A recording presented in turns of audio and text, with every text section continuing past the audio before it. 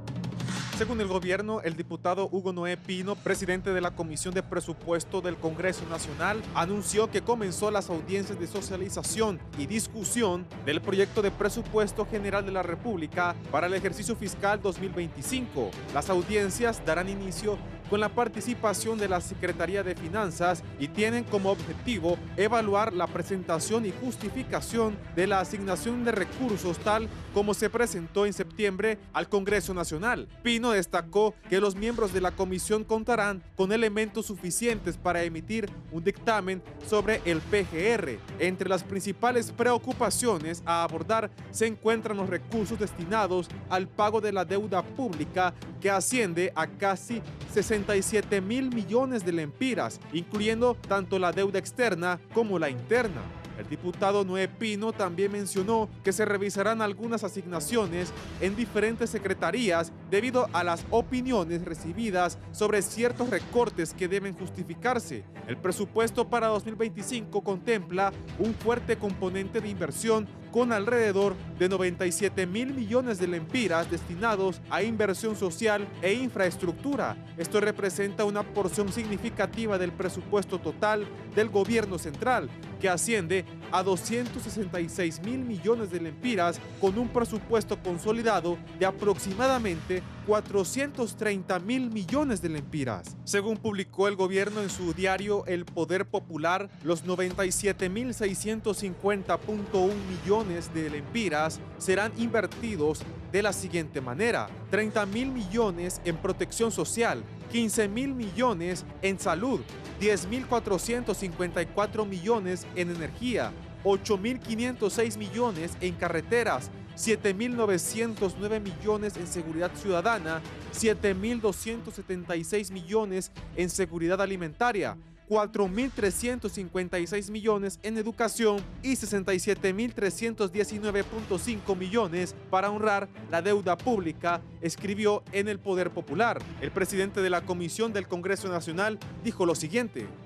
Con algo de preocupación, que viene un recorte muy fuerte para los...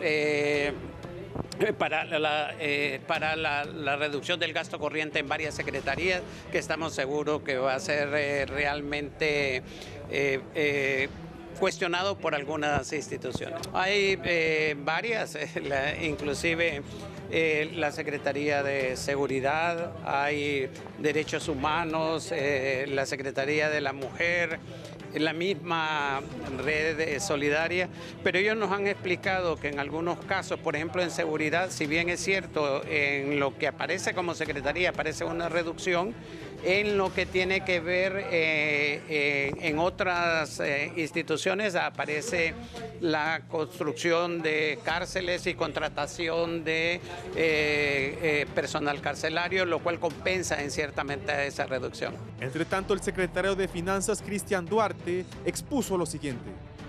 Y es que la mitad de este incremento se explica fundamentalmente por un mayor nivel de pago de la deuda pública.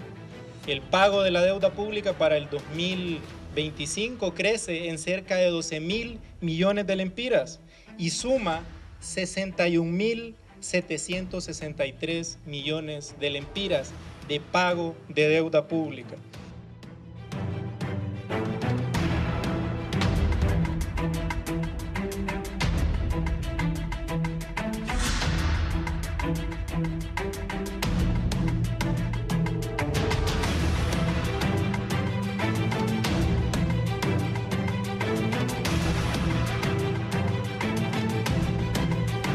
Buenos días, gracias por estar en la entrevista de Canal 11 y Radio Visión Honduras. Es martes 15 de octubre. Vamos a hablar iniciando socialización del proyecto del presupuesto general de la República, de varios temas económicos también, de los dólares, de la ley de justicia tributaria, temas importantes en el campo económico. Tengo dos distinguidos invitados. Conmigo aquí está el expresidente del Banco Central de Honduras, exministro de Finanzas, ex embajador de Honduras en Washington, expresidente del Colegio de Economistas, el doctor Hugo Noé Pino, actual vicepresidente del Congreso Nacional de la República de Honduras. Doctor, buenos días. Buenos días, Raúl. Me da mucho gusto estar con usted esta mañana y principalmente tocando temas muy importantes para el país. Gracias también aquí el exministro de Economía, expresidente del Colegio de Economistas, actualmente rector de la Universidad José Cecilio del Valle, don Julio Raudales. Julio. Muy buenos días, don Raúl Valladares. Es un gusto estar en este tan gustado programa y en compañía de un querido amigo, don Hugo Noé Pino. Igualmente, Julito. Bien, en un momento está por incorporarse el ministro de Finanzas, doctor Cristian Duarte, que también va a participar esta mañana aquí en la entrevista de Canal 11 y Radio Visión Honduras. Doctor Pino, ¿qué se espera? ¿A cuánto va a ascender ese proyecto del 2025? Ayer algunos miembros de la oposición cuestionaban que hay muy baja ejecución este año en el presupuesto. Inicialmente, ¿qué le puede decir al pueblo de eso? Nuevamente, muchas gracias por la invitación. Raúl, uno de los primeros elementos que nos gustaría destacar es que este presupuesto es de alrededor de 430.000 millones de lempiras, pero yo siempre hago una distinción muy importante, Raúl, y es la de que el gobierno central, quien es quien cobra los impuestos y hace transferencias, el monto es de 266.000 millones de lempiras, mientras que el resto del sector público, que en el transcurso del programa vamos a estar señalando con quiénes son los diferentes grupos que conforman ese resto del sector público, pues obviamente el presupuesto es de 164.000 millones.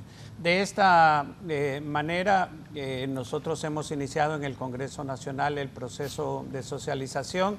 Ayer comenzamos con una explicación detallada de parte de la Secretaría de Finanzas de los diferentes componentes del presupuesto, principalmente lo que tiene que ver con gasto corriente, gasto de capital, inversión pública, tanto en el área social como en el área de infraestructura. Y precisamente el objetivo de la socialización no es solamente escuchar a finanzas, que es la primera etapa, pero luego vamos con dos etapas posteriores, que son con las diferentes secretarías de Estado, principalmente aquellas que tienen como función principal la inversión pública, como es el caso de la Secretaría de Infraestructura y Transporte, como es el caso del FIS, Educación, Salud y otras instituciones similares. Pero también vamos a escuchar la opinión de sectores de la sociedad civil, el caso del FOSDE, principalmente aquellos que estudian, analizan y opinan sobre los aspectos presupuestarios, el caso del Instituto de Investigaciones Económicas y Sociales de la Universidad Nacional Autónoma, el COEP y así otras instituciones del sector público. Fíjese, Raúl, que en relación a su pregunta concreta, cómo va la ejecución, fue una de las preguntas que nosotros elaboramos ayer y relacionada con la inversión principalmente. Se nos señaló de que el nivel de inversión a este momento era 54%, pero que era normal, como todos conocemos, que en el último trimestre esos gastos en inversión, tanto social como en infraestructura, lo que denomina ahora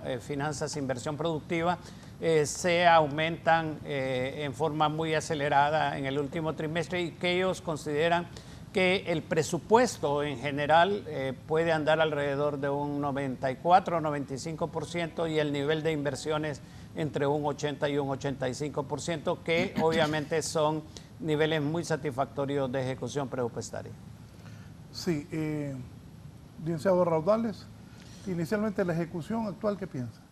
Bueno, yo creo que hay un problema en la forma en que la Secretaría de Finanzas presenta las cifras sobre la ejecución presupuestaria. Hay un apartado en la página web de la Secretaría de Finanzas que es la que nos sirve a los que estudiamos estos temas de referencia.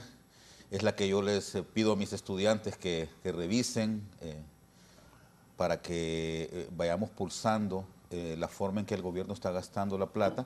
Y evidentemente, Raúl, hay en la forma en que se presenta la información algunos retrasos en contraste con la forma en que las distintas unidades ejecutoras van gastando. Entonces, ahí creo que sería muy bueno, y esta es una observación para las autoridades de la Secretaría de Finanzas, que hicieran una revisión. Pero yo creo que más allá de eso, Raúl, porque como bien dice el doctor Noé Pino, probablemente la ejecución de la inversión pública vaya más elevada y esto no se refleja en las cifras. Ahora, ¿cuál es el principal problema de este asunto?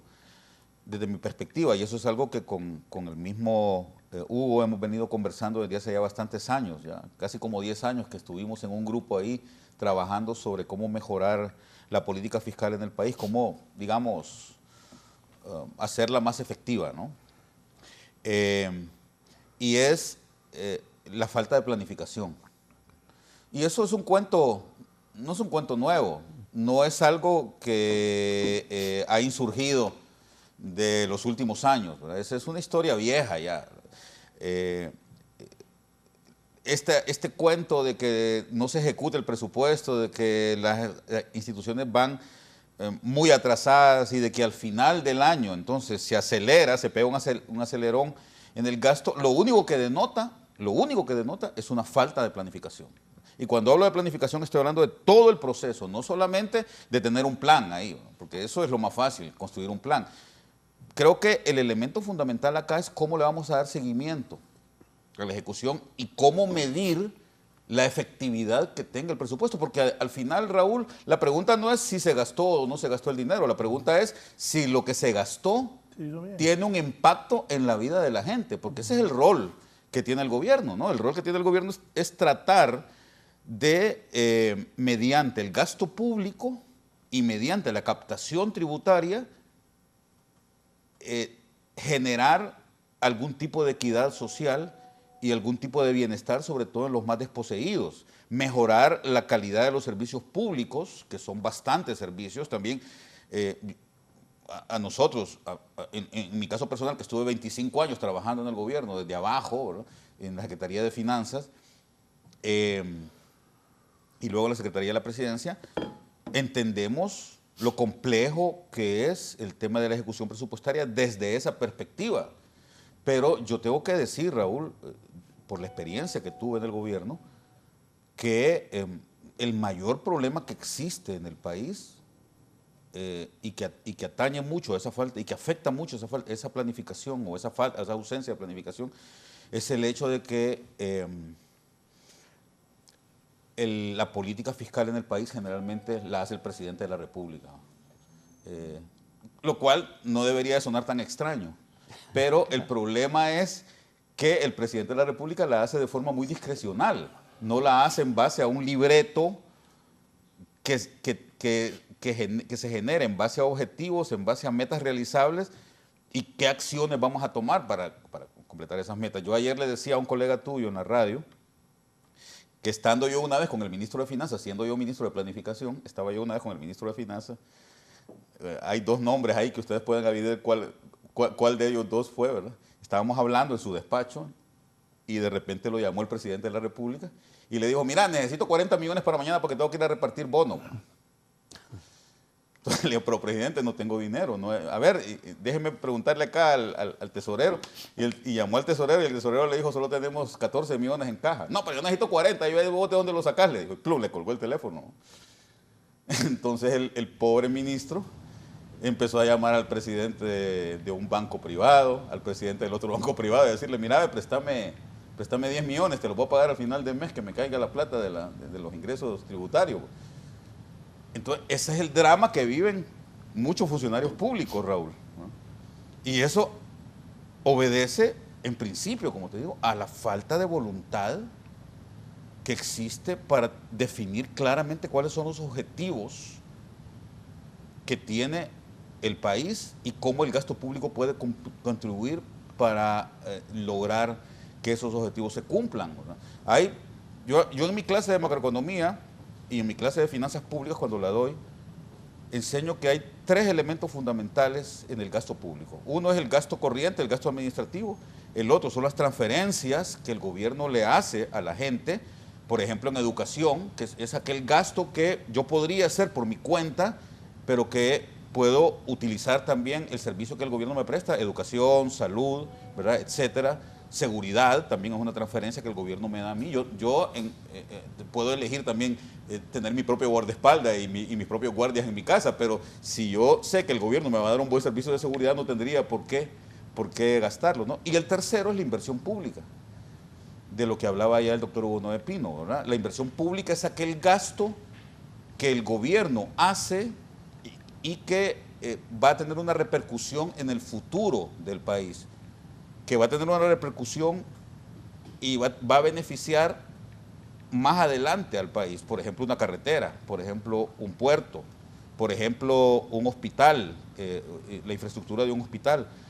Entonces, si no tenemos bien definidos en qué vamos a gastar ese asunto, no tenemos un marco presupuestario de largo plazo y nos atenemos estrictamente a lo que ese marco presupuestario nos dice, va a ser difícil que el gasto público tenga un impacto social que redunde positivamente en la vida de la gente. Y creo que es lo que ha faltado en el país históricamente, ¿verdad? Yo incluso, Hugo, yo sé que tal vez ahí usted y yo tenemos diferencias, ¿verdad? Yo incluso no, leyendo la historia económica de Honduras, ni siquiera, no se me olvida el famoso libro del finado Mario Pozas, ¿verdad?, y don Rafael del Cid, la construcción del sector público hondureño entre 1876 y 1982. Un libro fantástico, ¿verdad?, una joya que nos han dejado los colegas. Bueno, cuando yo leo eso, Hugo, yo me doy cuenta que esto es histórico, que no hay tales de que en tiempos de los militares, ¿no?, había una planificación, una Secretaría de Planificación que hacía una planificación indicativa y que con eso mejoraba muchísimo el asunto, y que cuando cerraron la Secretaría de Planificación todo se fue a pique. No es tan cierto. A ver, tuvo un impacto, pero no es el impacto que mucha gente piensa que se dio, porque la verdad es que el país ha caminado toda su vida en la improvisación, y el sector público en sí ha caminado toda su vida obedeciendo a los caprichos y los criterios de presidentes de la República y de grupos de poder. Doctor Pino, este año, ese dinero, ¿cómo se ha empleado?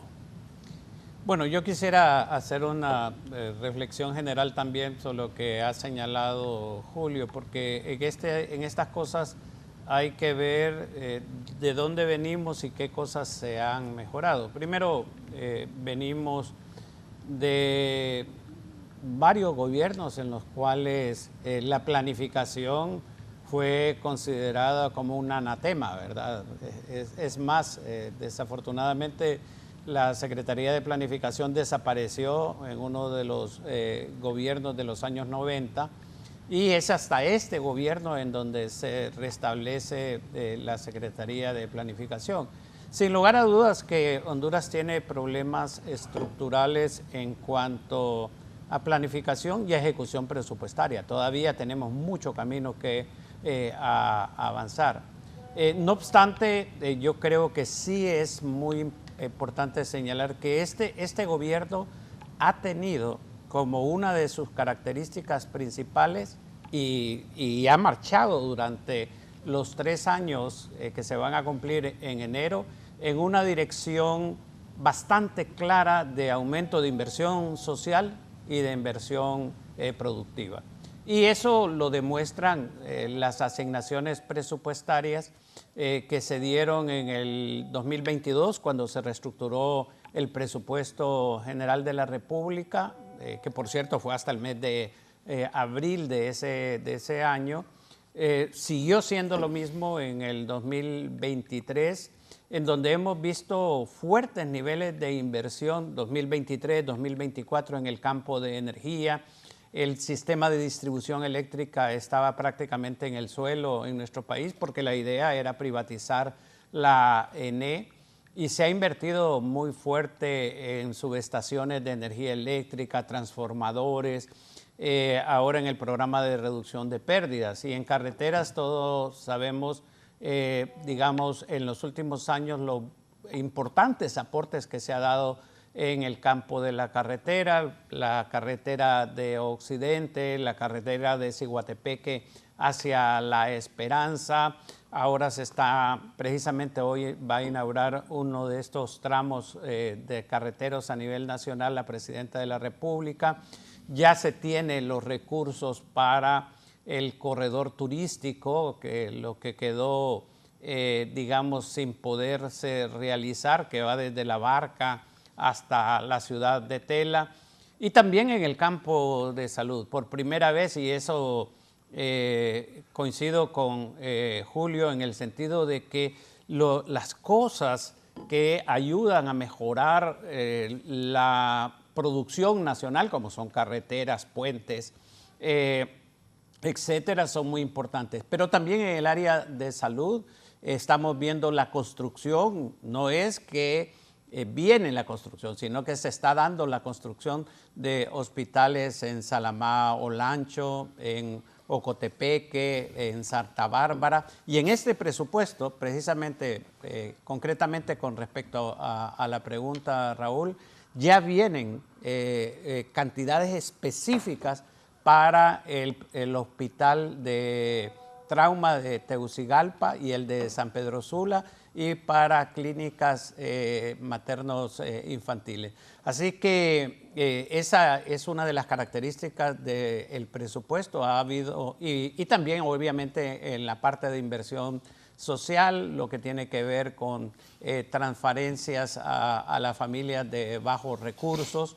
El año pasado y este año se han distribuido cerca de 120,000 becas a diferentes niveles, a nivel primario, secundario y universitario para la formación de los estudiantes. La Presidenta está totalmente convencida de que la educación es el mejor mecanismo para mejorar el bienestar de las familias, no solamente a nivel de el estudiante o la estudiante, sino que también a nivel de toda la familia. Así que el campo de educación, de salud, en educación se han reparado hasta el momento 3,000 escuelas de las 12,000 que están planificadas para su reparación y habilitación. Así que este presupuesto general de la República llega a ese componente. Quiero adicionalmente destacar el hecho de que hay para poder financiar esos recursos y ante el hecho que yo consideraría sin precedentes de una cantidad de 66,000 millones de lempiras de un presupuesto de 266,000 para el gobierno central en el pago del servicio de la deuda, y ese 66,000, 90%, Raúl, son de gobiernos anteriores, y es una carga tremenda al presupuesto nacional, pero pese a ello se ha hecho enormes esfuerzos para fortalecer la inversión social y la inversión productiva. Sí, ya está con nosotros el ministro de Finanzas, Cristian Duarte, acá con nosotros. Ministro, buenos días. Buenos días, Raúl, buenos días, Julio, doctor. Un placer estar acá, pues para discutir y hablar sobre el presupuesto, las distintas cargas fiscales que hay sobre el mismo, y poder dar un poco de detalles sobre el programa de inversión productiva de la presidenta Xiomara Castro.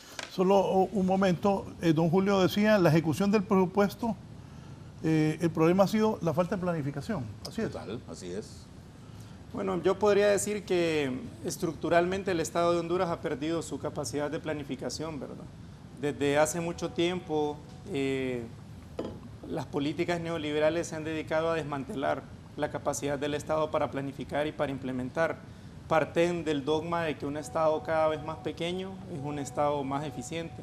Eso de alguna forma ha impactado en la reducción de las capacidades institucionales para poder planificar y ejecutar, a tal punto que muchas empresas públicas, muchas instituciones públicas quebraron, fueron vendidas, fueron pedaceadas, ¿verdad? Eso es, por ejemplo, lo que se estaba viviendo con la empresa de energía eléctrica, que ante esa falta de planificación, porque parte del dogma de que siempre lo hace mejor el privado que el público, la empresa estatal se estaba privatizando, se estaba pedaceando como estaba ocurriendo con EH, y en la práctica realmente la ejecución no era la adecuada, ¿verdad? Precisamente por eso se suspendió esa alianza público-privada. En ese sentido, lo que este gobierno está haciendo es tratando de reconstruir, por eso es un gobierno de refundación, ¿verdad? Porque intenta reconstruir, recuperar las capacidades del Estado para poder intervenir en la economía. Yo le pongo el ejemplo del Instituto Hondureño de Mercadeo Agrícola, de Lima.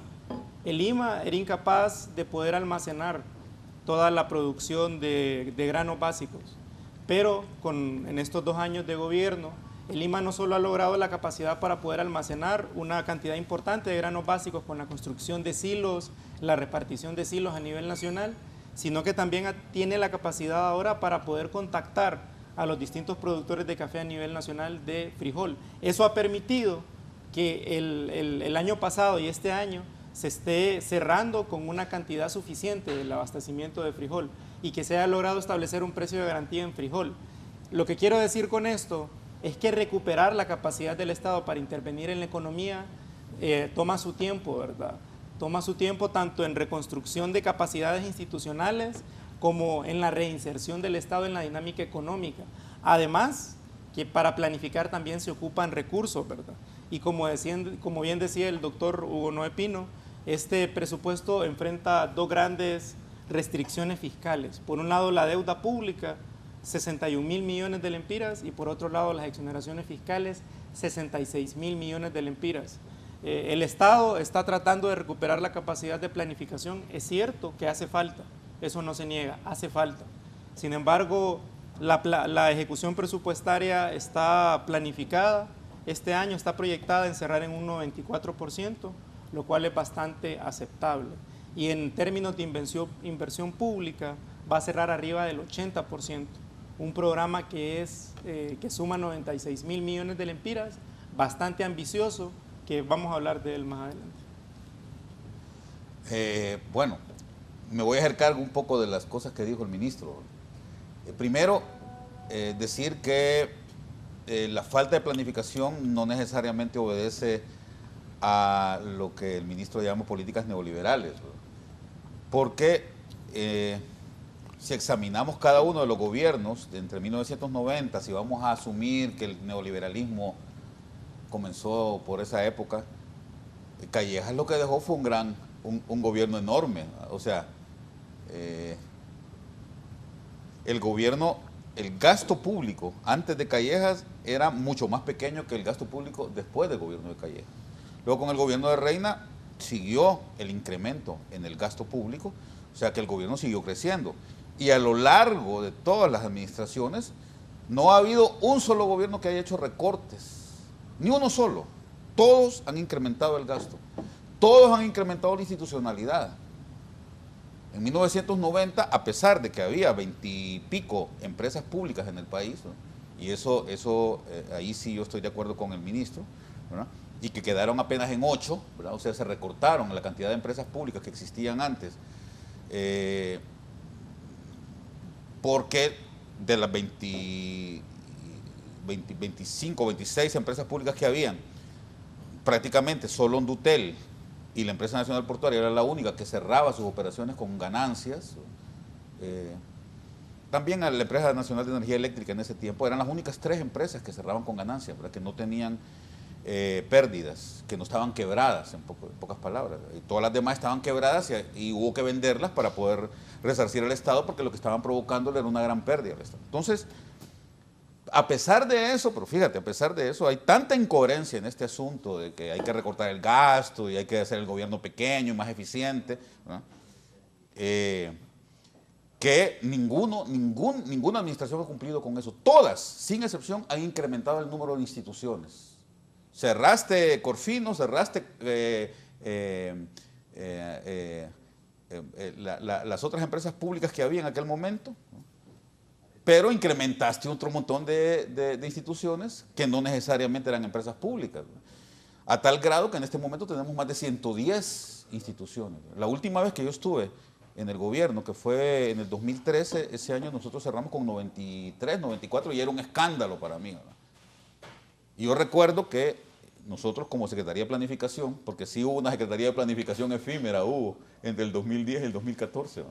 Es cierto. Que su servidor tuvo la oportunidad de dirigir. Bueno, yo le presenté al gobierno de ese entonces un plan, no para reducir, no necesariamente para reducir, sino para hacerlo más eficiente, porque fíjese qué interesante, ministro, había 93 instituciones públicas que dependían de presupuesto, ¿no? Aparte de las alcaldías, y era curioso porque casi el 40% de estas instituciones dependían directamente del presidente de la República, Hugo. Entonces la pregunta es, ¿cómo es posible que una sola persona se haga cargo de casi 40 instituciones, ¿verdad?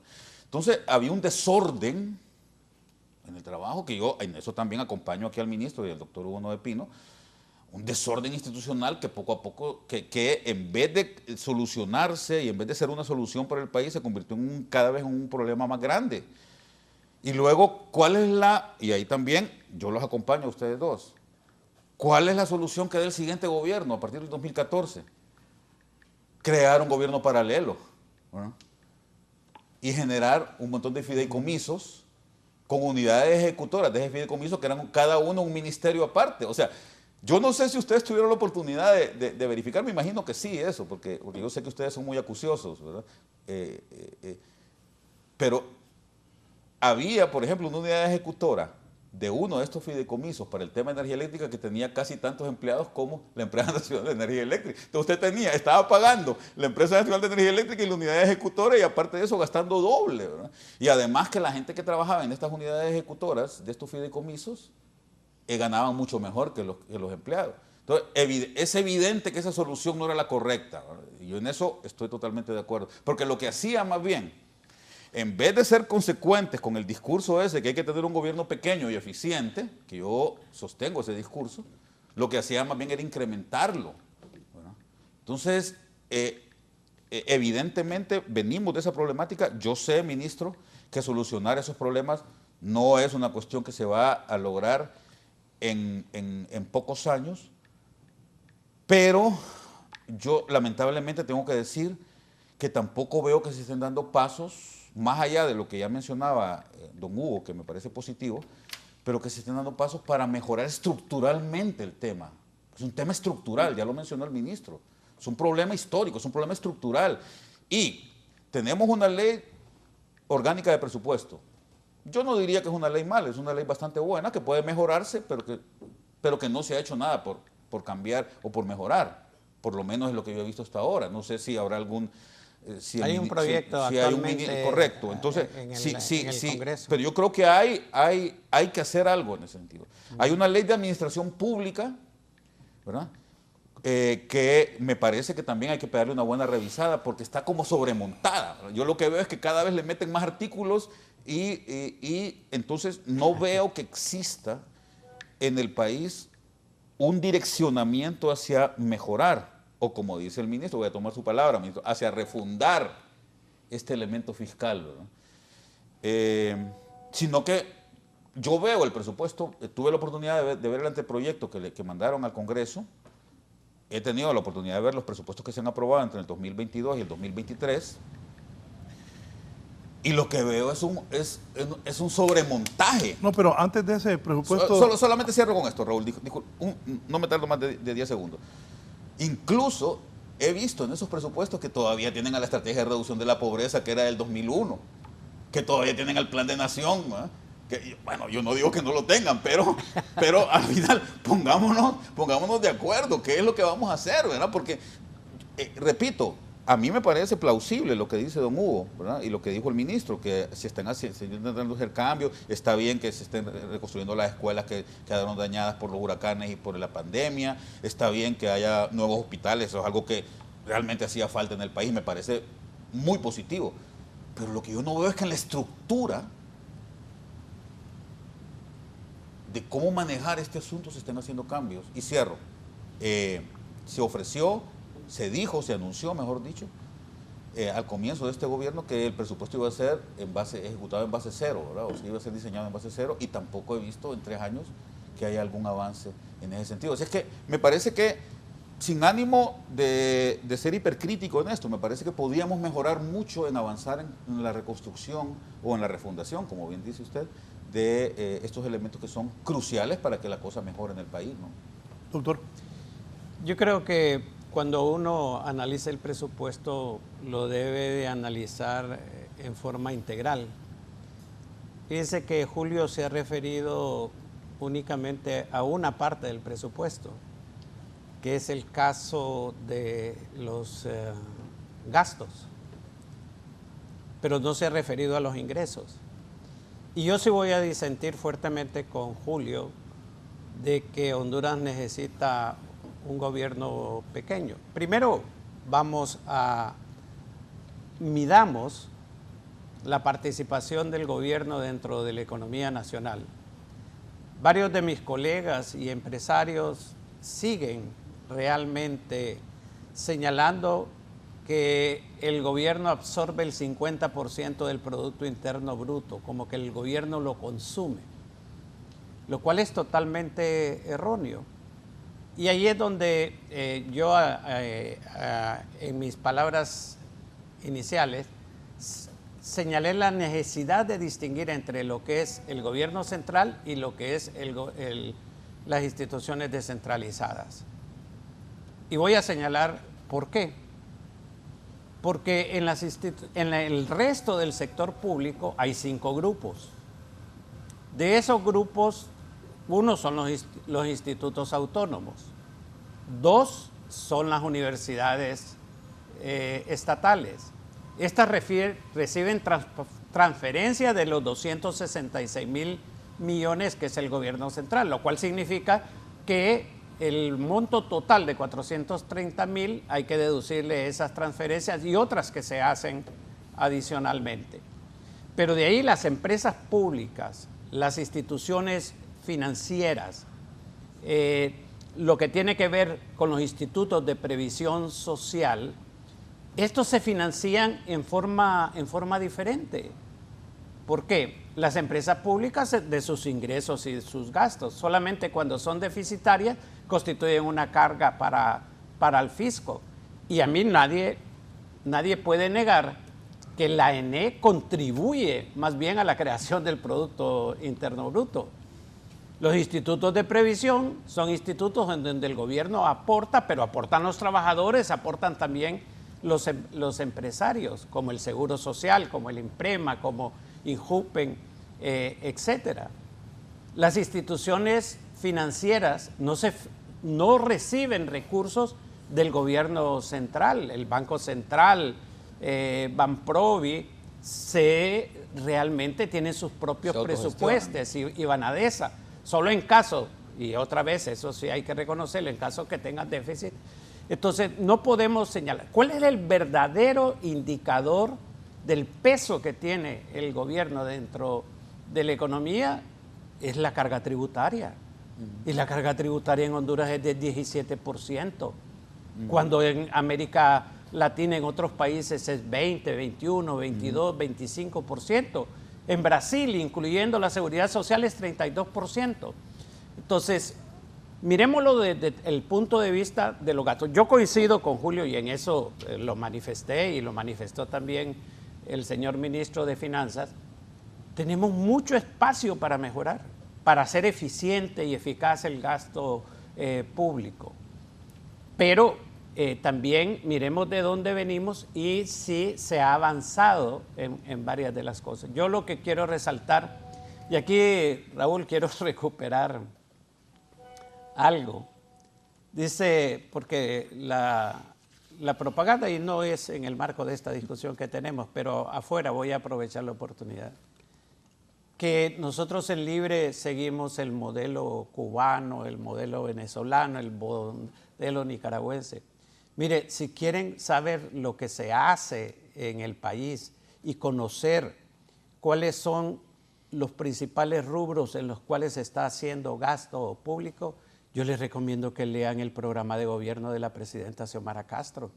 Ahí van a encontrar muchos de estos elementos, la prioridad en la inversión pública, en la inversión social, en la inversión en infraestructura, la necesidad de retomar toda la pérdida que había tenido el gobierno en varios casos, como ha sido señalado acá, recuperar los fideicomisos, que eran una fuente muy fuerte de corrupción. ¿Por qué la Empresa Nacional de Energía Eléctrica ha estado en una situación financiera sumamente lamentable?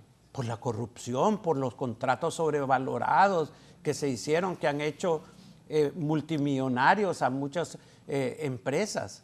Entonces, estos elementos los tenemos que ver en el análisis del presupuesto. Debemos el peso de la deuda. Recordemos que la deuda en el 2008, antes del golpe de Estado, eran 3.000 millones de dólares y que al finalizar del 2021 eran 20.000 millones de dólares. Entonces, ¿y cuánto hemos pagado? Para que tenga una idea, en el 2022, ¿cuánto se pagó en servicio de deuda? Casi alrededor de 45.000 millones. Este 2022, 2023, una cifra similar, 2024, 55.000 y el próximo año más de 60.000 millones. Esas son las cosas que tiene que lidiar el presupuesto general de la República. Y yo preguntaría a aquellos que consideran que es demasiado grande el gobierno. Sí estoy de acuerdo que hay que hacer un análisis y que si hay instituciones que no funcionan, pues que deben de cerrárselo. Pero yo me pregunto, ¿acaso no necesita más maestros Honduras? Por supuesto. ¿Acaso no necesita más médicos, más enfermeras, ahora que se están construyendo los hospitales? ¿Acaso no necesita más policías? El nivel de policía por cada 100.000 o cualquiera sea el parámetro, 10.000 habitantes, es inferior que en muchos otros países de la región.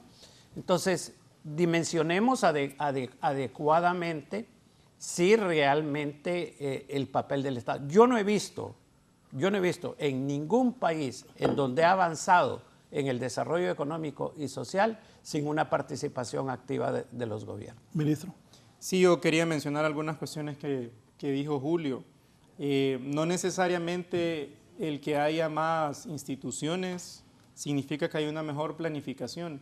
Esto a propósito de que Julio mencionaba que a pesar de que estos gobiernos tuvieron el mote de neoliberales, siguió creciendo el gasto y siguieron creciendo la cantidad de las instituciones. Cuando nosotros hablamos de gobiernos neoliberales nos referimos a esta lógica mediante la cual se cree que el Estado no puede intervenir en las principales acciones de la economía. Y yo pienso que una de las políticas clave en ese sentido del gobierno de Calleja fue la Ley de Modernización y Desarrollo del Sector Agrícola, conocida también como la contrarreforma agraria, ¿verdad?, que llegó a desmantelar la capacidad que tenía el Estado para poder acompañar al movimiento campesino en la titulación de tierras, en la tecnificación, en la producción, en la creación de empresas campesinas. Toda esa cantidad de tierras que se logró titular, esas familias que lograron tener acceso a tierras, eso fue totalmente revertido, ¿verdad?, con la Ley de Modernización y Desarrollo del Sector Agrícola.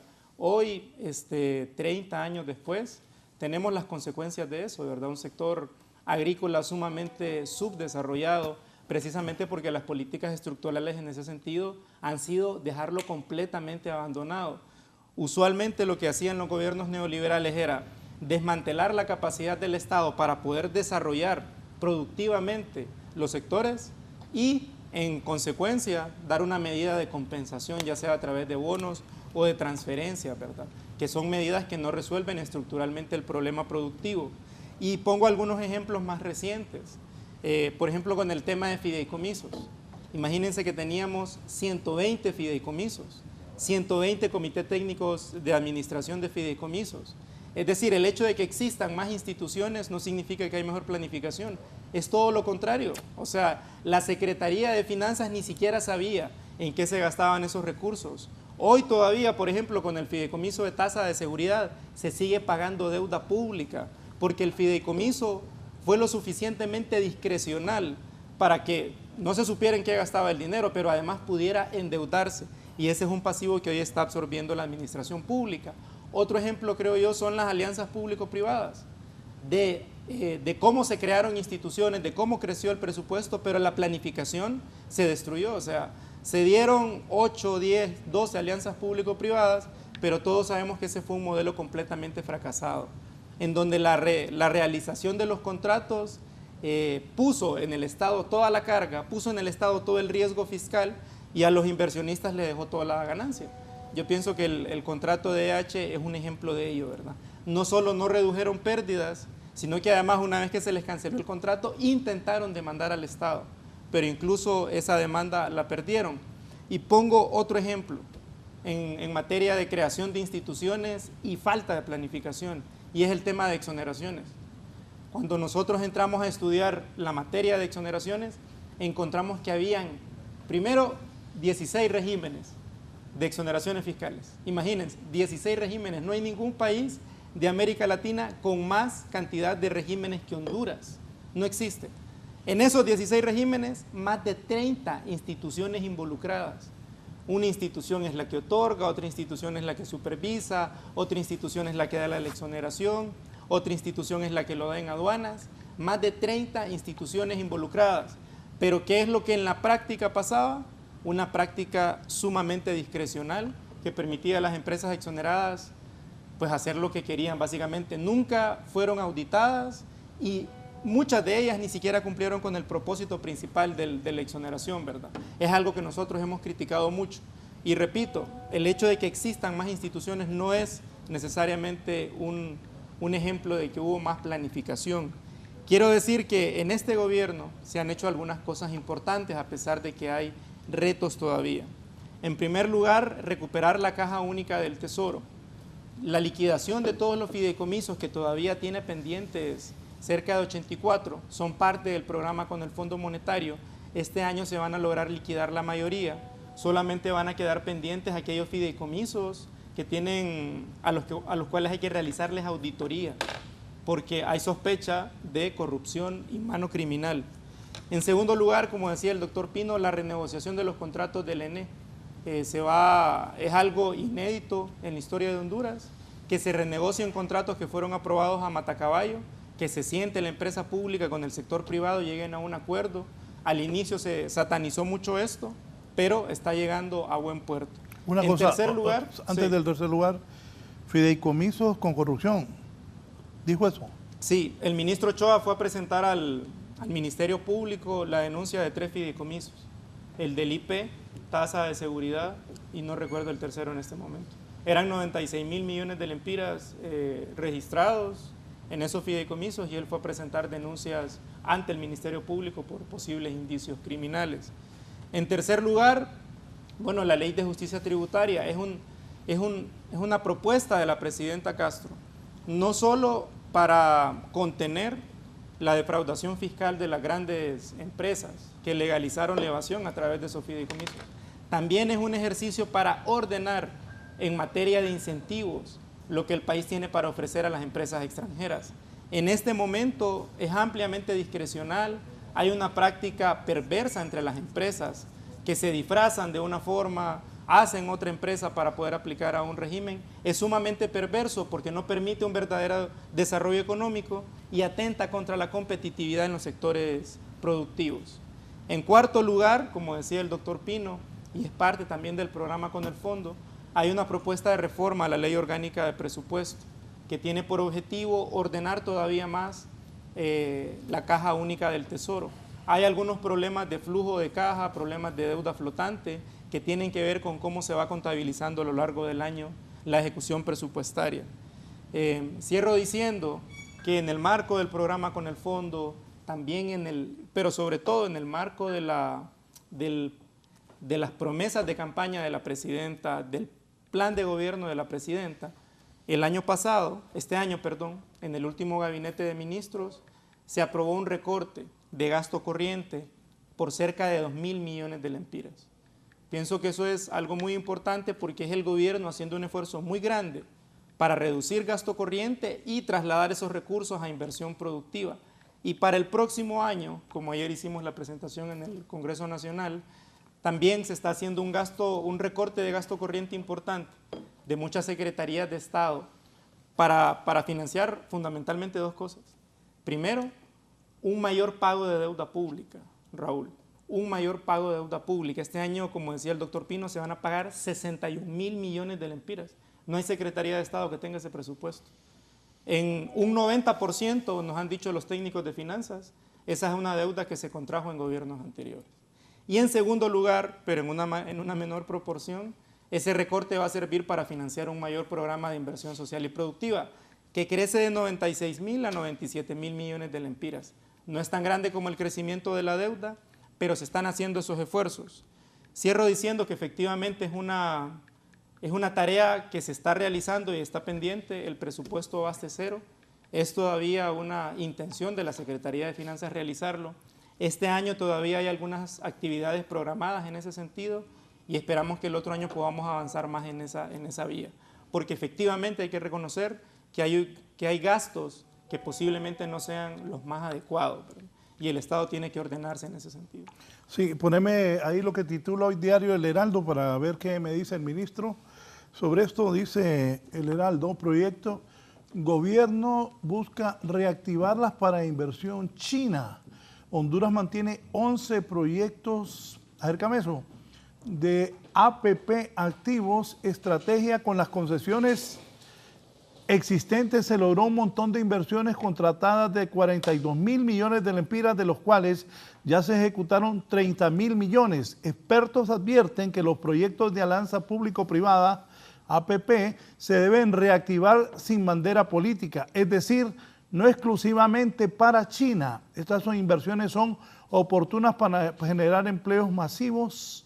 Honduras mantiene 11 proyectos de APP activos y que el gobierno busca reactivarlas para inversión a China. Está conmigo el ministro de Finanzas, don Cristian Duarte, y el vicepresidente del Congreso, don Hugo Noé Pino, también aquí don Julio Raudales, pero ellos dos son parte del gobierno. ¿Qué me dicen de eso que está titulando el Heraldo? Bueno, ministro, si me permite, la ley de APP es parte de las leyes que se proponen derogar con la ley de justicia tributaria. No se propone eliminar completamente la figura de coinversión, porque la inversión público-privada es importante. Como hemos hablado acá, el Estado tiene limitaciones no solo de financiamiento, a veces también limitaciones técnicas, eso es importante reconocerlo. La coinversión público-privada permite complementar eso, ¿verdad?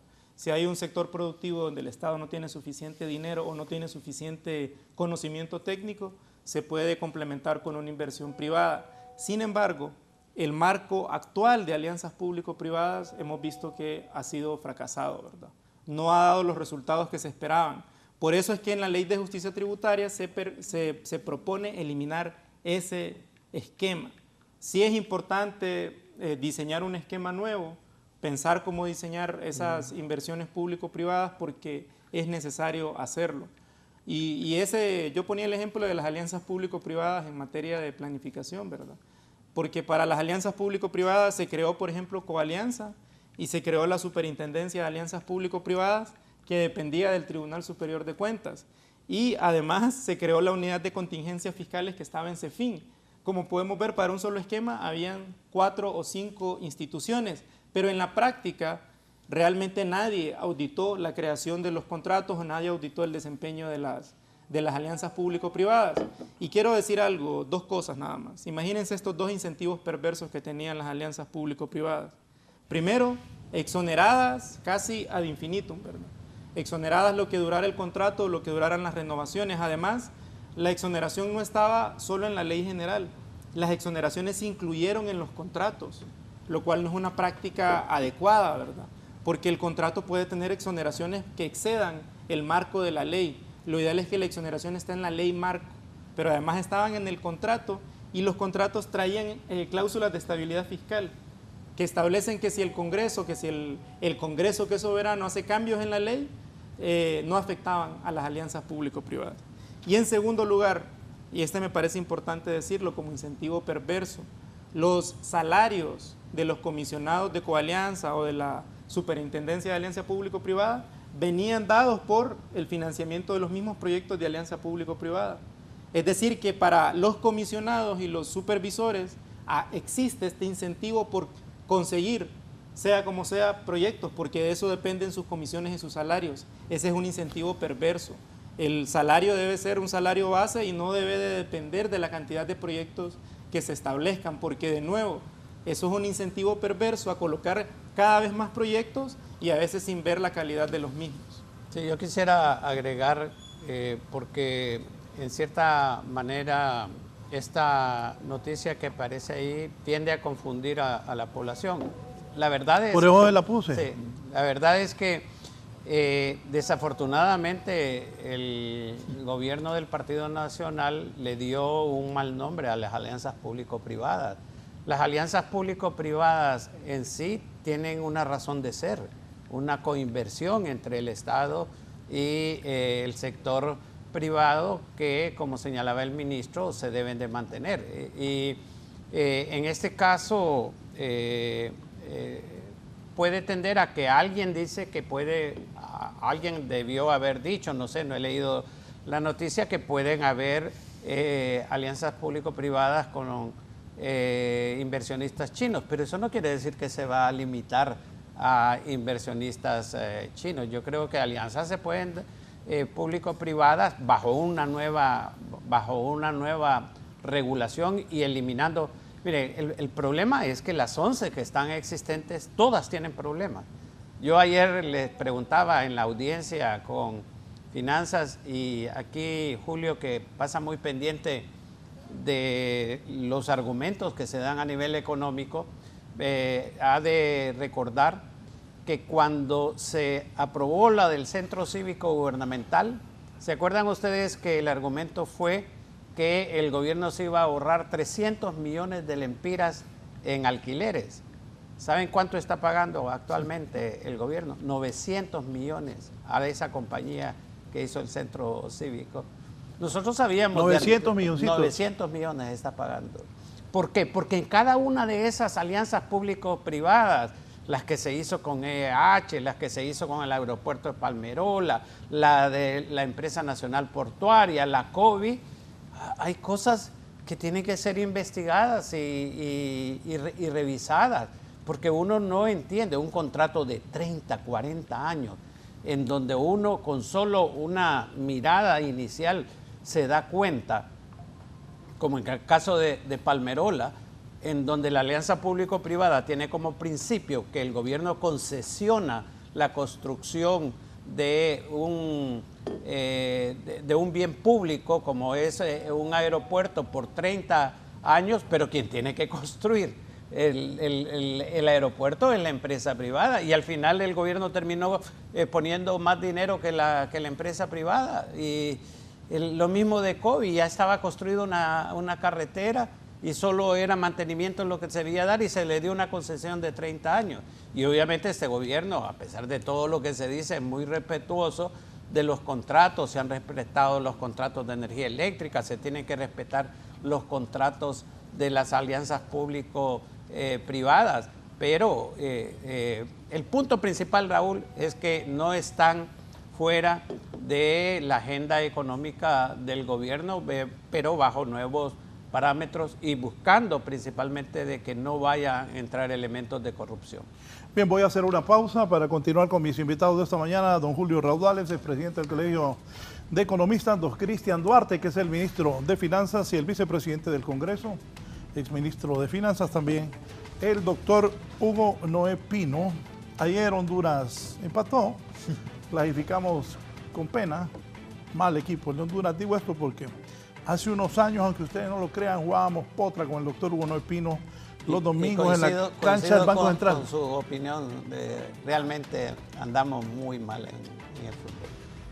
Bueno, quedamos con 2 puntos en la última eliminatoria y ahora no la tenemos fácil, a pesar que Canadá, México y Estados Unidos ya están clasificados al próximo Mundial. Vamos a hablar más adelante de la Ley de Justicia Tributaria, de este presupuesto para el 2025. Una pausa y continuamos, pero antes una invitación. Roberto Ordóñez, Golfo y José Roberto me envió esto. Y esto, como es para... La gente debería asistir a estas cosas. Primera Pagliacci. Es arte. Sí, teatro. Noche Estelar, acercame eso, 16 de octubre de 2024, 7. No, mire, doctor Pino y Cristian, como hacen ahí el Zoom, ahí en Canal 8. Tienen que comprar equipo, nosotros dejamos buen equipo, pero se lo robaron. Noche de gala, jueves 17 de octubre de 2024, palco 1800, platea 1500. La Fundación Musical de Honduras, Noche Estelar, miércoles también, 16 de octubre a las 7 de la noche. Fundación, bueno, ¿y aquí dónde es eso? Debe ser de Manuel Bonilla, ¿verdad? Sí. 16. Manuel Bonilla. Es importante apoyar el arte, me dio pesar, ayer se lo decía a Héctor Manuel. Arriba. Ah, sí, Teatro Manuel Bonilla. Hay que apoyar el arte. Le decía de la Galería Nacional del Arte. Aprovechando está el ministro de Finanzas y el vicepresidente del Congreso. Por cierto, el doctor Pino tiene unos bellos cuadros ahí en su oficina. No he ido, pero los he visto en la tele, nunca me ha invitado. Pero está botada esa Galería Nacional de Arte. Da pena, un llamado respetuoso a las autoridades que vayan a ver cómo está la Galería Nacional de Arte. Fíjese, Raúl, que relacionado con eso, disculpe que le quite un minuto, a las personas que me han visitado con esos cuadros tan lindos que están ahí, que son del Congreso Nacional, yo les digo, a mí me da mucho gusto tenerlos ahí, pero sería mejor que estuvieran en una Galería Nacional de Arte. Le he visto uno de Lara, dije, tiene billetes de Pino, dije, ¿cómo compró el cuadro? No, ninguno de esos cuadros es mío. Bueno, aquí estás hablando con un experto en pintura. Pero le quiero dar una buena noticia. Dentro del presupuesto están recursos para la Secretaría de Cultura, que va a rehabilitar el edificio de telecomunicaciones del centro y va a hacer una galería. Yo creo que ahí se puede llegar a un acuerdo, porque el Congreso, al igual que otras instituciones públicas, tienen cuadros muy lindos que deberían de estar a disposición del público en general. También hay presupuesto para rehabilitar el Manuel Bonilla y el Teatro Avellaneda. Sí, ustedes que están ahí en el centro, vayan a la Galería Nacional de Arte y van a dar cuenta la necesidad que hay. Sí. Una pausa. Hay que tener cosas, y hay buenos pintores en Honduras, muy buenos pintores. De acuerdo. Por ejemplo, ahí me mostraban unos de Ruiz Matute. Ezequiel Padilla. Ezequiel, yo tengo... Benigno Gómez. Ezequiel Padilla, Armando Lara, Gelacio Jiménez. Ese Armando Lara que está en mi oficina. Buenísimo. Impresionante. Dije yo, qué billetón el que tiene Hugo Pino.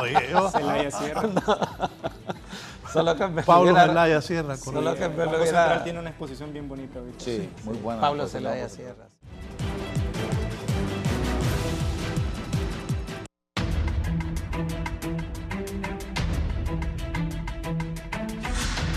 ¿A cuándo asciende el presupuesto general de la República? ¿Cuánto se va a destinar a la deuda pública y externa? Sí, Raúl, sí, tal vez podemos poner algunas de las diapositivas solo para ilustrar brevemente los principales valores del presupuesto. En esta primera diapositiva que se va a colocar, lo primero que queremos ilustrar es precisamente las dos principales limitantes en materia fiscal que tiene el presupuesto. Como ya bien ha mencionado el doctor Pino, son la deuda y las exoneraciones. Ayer sacaba la cuenta de cuánto se habrá perdido en exoneraciones o cuánto se habrá perdonado en exoneraciones entre 2009 y finalizando el 2025. Es una cifra gigantesca, ¿verdad? Son 628.000 939 millones de lempiras. Y uno pensaría que con esta cifra los niveles de inversión extranjera, los niveles de desarrollo económico serían grandísimos, ¿verdad? Aquí estamos viendo en pantalla, el gasto tributario es la barra azul claro. Como podemos ver, esa barra azul claro no ha dejado de crecer a lo largo de estos últimos años. Esta gráfica es de 2013 a 2025. Ahí podemos ver que está proyectado para el próximo año un gasto tributario, es decir, exoneraciones y exenciones, por 66.031 millones de lempiras. Para el próximo año, el gasto en exoneraciones supera el pago del servicio de la deuda, es decir, lo que paga el gobierno anualmente en deuda pública, ¿no? Que son 61.763. Repito, el gasto en exoneraciones supera el pago de deuda pública. Lo que se está perdonando con una mano, estamos teniendo que pagarlo en deuda pública con otra mano. Y como podemos ver, la línea de arriba es el porcentaje de exoneraciones con respecto al Producto Interno Bruto. Honduras es el primero o segundo país de todo el continente que más perdona impuestos.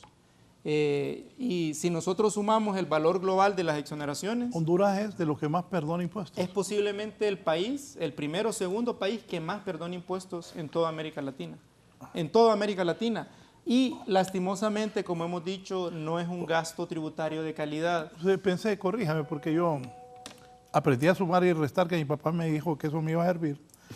Pero no soy economista como ustedes. Se me viene inmediatamente cuando usted dice que Honduras es de los países que más perdona impuestos, pues a los inversionistas no les atrae eso. Mire, Honduras es el país que tiene los esquemas de incentivos más amplios de todo el continente. Y yo le pongo, hasta hace poco, el que era totalmente más amplio era el de sede, ¿verdad? Si yo fuera publicista del gobierno haría un anuncio esto. Miren, empresarios. No, hombre, ¿Ah? Nosotros las queremos más bien racionalizar. Pero el régimen de zona libre... Por eso, pero hasta hoy ha sido... Son los más discrecionales. La cuestión, como se ha discutido y pues como lo hemos discutido en estos paneles, es que los inversionistas no vienen exclusivamente por incentivos, ¿verdad? El incentivo es uno de varios elementos. Si bien es cierto, los gobiernos anteriores hicieron todo lo posible por dar todos los incentivos y reducir cualquier tipo de supervisión, sí se falló en crear las condiciones económicas adecuadas para la atracción de inversiones, que como también se ha hablado, tienen que ver con servicios públicos de calidad, accesibles, continuos, infraestructura logística, mano de obra adecuada, que la gente tenga un salario digno, condiciones dignas de laborar, que la gente esté dispuesta a educarse para ir a esos trabajos. Por eso es que hay países que tienen menos incentivos, pero atraen mejor calidad de inversión extranjera. Por ejemplo, Costa Rica, ¿no? Que Costa Rica logra que se instalen empresas como Intel para hacer microchips, pero aquí eso no pasa, ¿verdad? Como podemos ver entonces, lo que demuestra esta gráfica es que por un lado ha sido fracasada la estrategia de atracción de inversiones. Acérquele la gráfica al ministro, por favor. Porque entre más se ha perdonado, pues no se ha traducido eso en inversión pública. Y a la par, en azul oscuro, tenemos el servicio de la deuda, de nuevo lo que paga el gobierno cada año. Como podemos ver, hubo un salto en 2020, se pagaron 52.600 millones, pero nunca ha habido un pago tan grande como el de este año, que viene, el 2025. Son 61.763 millones. Yo mencionaba al inicio que es este pago de deuda el que explica en una buena medida el crecimiento del presupuesto. El presupuesto está creciendo en 23.000 millones de lempiras y la mitad es precisamente en el pago del servicio de la deuda. Y de nuevo, repito, es una deuda que se contrajo en gobiernos anteriores. Si nosotros sumamos o sea que ambos montos, el dinero que va a aumentar, la mayor parte va a ir a pagar deuda. casi la mitad destinado a pagar deuda pública. La mitad. Y no hay inversión. no. Por un lado tiene la deuda pública, que son 61.000 millones de lempiras, y por el otro lado tiene las exoneraciones, que son 66.000. Es decir, es una carga, si lo sumamos aritméticamente, de 127.000 millones de lempiras. La mayor cantidad para pagar deuda. ¿Cuál será la secretaría que le van a destinar mayor dinero a su presupuesto? La secretaría con más presupuesto usualmente es la de salud. Después está educación, La secretaría que tiene un programa de inversión pública más grande es la Secretaría de, CID, ¿no? de la CID. Perdón, disculpa, la primera secretaría es la de salud, Sí. más que educación. Pues tendría que ver las cifras, pero Yo creo que es más usualmente- educación. Vamos a ver, aquí la tengo, adelante. Es más educación, Sí. pero ahora si nosotros... Ninguna supera la deuda pública. Le No, sí, sí, sudamos salud más la construcción de los hospitales. Sí, que sí, está en probablemente la ahí CID, crezca más. ahí es Sí, donde... sí, probablemente, sí, porque eso está asignado a la CID, ¿no? A la CID, Es exactamente. correcto, sí, sí. Si ponemos la siguiente, aquí podemos ver los datos globales del presupuesto, solo para introducir la discusión. Eso, presupuesto. Sí, tiene razón, la Secretaría de Educación tiene un presupuesto de 42.000 millones y la de Salud tiene 30.000 millones aproximadamente. Ojo, pero hay que hacer una salvedad ahí, ministro, y es que una buena parte de ese presupuesto de educación va a instancias que no son exactamente Secretaría de Educación, por ejemplo, a la Universidad Autónoma, las transferencias. a la Universidad Pedagógica, incluso creo que algunos consejos que no son necesariamente, que no dependen necesariamente de la Secretaría, ¿verdad? Porque la Secretaría es el vehículo De acuerdo. por donde entran esos recursos. Y si a la de Salud, que son 30.000 millones, le sumamos los proyectos de infraestructura en sanidad, aquí lo tengo. Son 7.000 millones de lempiras solo en proyectos sanitarios.